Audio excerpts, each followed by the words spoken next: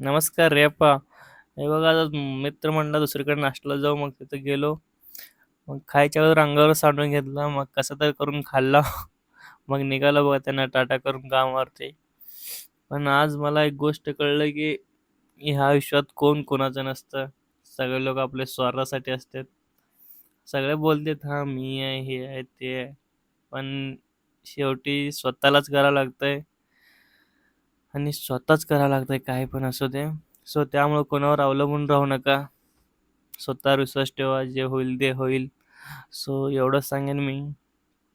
आणि आज आम्ही एक बाहेर गेलो होतो एक बाईक बघायला. हे बघा माझं पण डोक्याची कंडिशन असंच आहे. कुणीकडे फिरत आहे मलाच कळेना.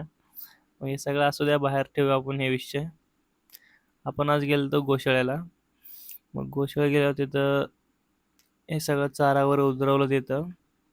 सगळेजण गोसेवा करा, चांगली गोष्ट आहे.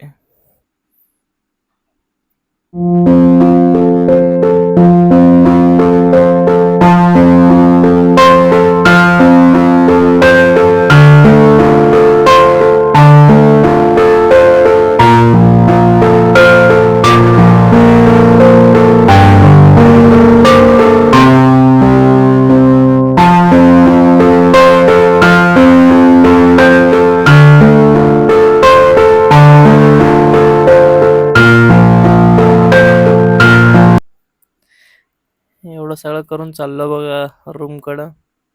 सो टाटा, भेटू पुन्हा परत. बाय.